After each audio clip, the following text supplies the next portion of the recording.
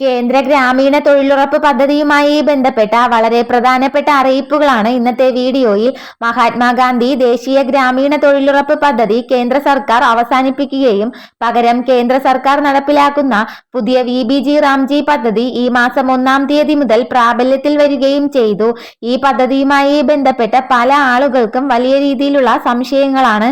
നിലവിൽ തൊഴിൽ കാർഡുകളുടെ കാലാവധി അവസാനിക്കുന്നില്ല. പുതിയ പദ്ധതിയുടെ കാർഡ് ലഭിക്കുന്നതുവരെ ഈ KYC ചെയ്ത നിലവിലെ കാർഡുകൾ തന്നെ തുടർന്നുപയോഗിക്കാമെന്നും ഗ്രാമവികസന മന്ത്രാലയം വ്യക്തമാക്കിയിട്ടുണ്ട്. തൊഴിലുറപ്പ് പദ്ധതിയിൽ പ്രതിവർഷം 100 തൊഴിൽ ദിവസങ്ങളായിരുന്നു ലഭിച്ചിരുന്നത്. എന്നാൽ പുതിയ പദ്ധതിയിൽ 125 ദിവസമായിട്ട് വർദ്ധിപ്പിച്ചിട്ടുണ്ട്. കേരളത്തിലെ ദിവസവേതനം 401 രൂപയായി വർദ്ധിപ്പിക്കുകയും ചെയ്തിട്ടുണ്ട്. അതേസമയം പദ്ധതിയുടെ കേന്ദ്ര വിഹിതം വലിയ വെട്ടിക്കുറയ്ക്കൽ ഉണ്ടാക്കിയിട്ടുണ്ട്. മുൻപ് കൂലിച്ചിലവിന്റെ 100% കേന്ദ്ര സർക്കാരാണ് വഹിച്ചിരുന്നതെങ്കിൽ ഇനി മുതൽ 60% കേന്ദ്ര സർക്കാരും 40% സംസ്ഥാന സർക്കാരും കണ്ടെത്തണം. പഴയ പദ്ധതി പ്രകാരം കേരളത്തിൽ വ്യക്തികളുടെ കർഷക ഭൂമിയിൽ ഭൂനികുതി രസീത് ഹാജരാക്കിയാൽ നിലമൊരുക്കൽ, കാട് വെട്ടിത്തെളിക്കൽ തുടങ്ങിയ ജോലികൾ കൊടുത്തിരുന്നു.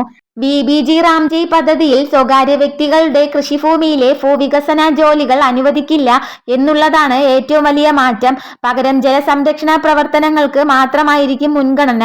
കൂടാതെ പ്രധാനമന്ത്രി ആവാസ് യോജന പദ്ധതിക്ക് കീഴിൽ വരുന്ന സ്വകാര്യ വ്യക്തികളുടെ വീട് നിർമ്മാണ ജോലികൾക്ക് അനുമതി ഉണ്ടായിരിക്കും. ഈ പുതിയ പദ്ധതിക്ക് കീഴിൽ ചെയ്യാവുന്ന 318 പ്രവൃത്തികളുടെ ഒരു കരട് പട്ടിക കേന്ദ്ര സർക്കാർ സംസ്ഥാനങ്ങൾക്ക് കൈമാറിയിട്ടുണ്ട്. ജലസുരക്ഷ, ഗ്രാമീണാടിസ്ഥാന സൗകര്യ വികസനം, ജീവനോപാധി അടിസ്ഥാന സൗകര്യം, ദുരന്ത നിവാരണം എന്നീ 4 വിഭാഗങ്ങളിലാണ് ഈ പ്രവൃത്തികൾ വരുന്നത്. അങ്കണവാടികൾ, ഗ്രാമീണ ആരോഗ്യ കേന്ദ്രങ്ങൾ, പൊതുവിശ്രമ പന്തലുകൾ, അതോടൊപ്പം തന്നെ സർക്കാർ സ്കൂളുകൾ എന്നിവയുടെയൊക്കെ തന്നെ ചുറ്റുമതിൽ നിർമ്മാണവും അറ്റകുറ്റപ്പണികളും ഇതിൽ ഉൾപ്പെടുന്നുണ്ട്.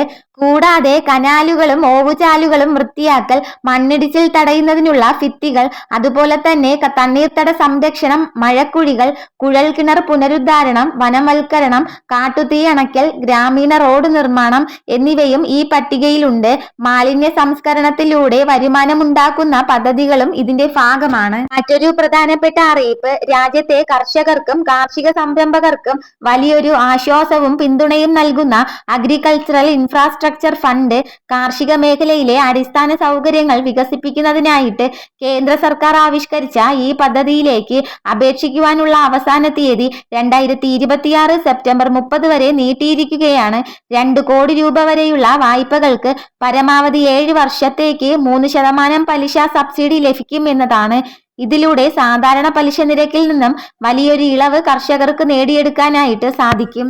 ഇതിനായിട്ട് കൃഷി ഭവനിലോ ബാങ്കിലോ ബന്ധപ്പെട്ട് കൂടുതൽ വിവരങ്ങൾ മനസ്സിലാക്കാവുന്നതാണ്. ഇതുപോലുള്ള ഇൻഫർമേഷന് വേണ്ടിയിട്ട് ഈ ചാനൽ ഒന്ന് സബ്സ്ക്രൈബ് ചെയ്യണേ. അതോടൊപ്പം തന്നെ വീഡിയോ ഇഷ്ടമായാൽ ലൈക്കും ഹൈപ്പും ചെയ്യാൻ മറക്കരുത്.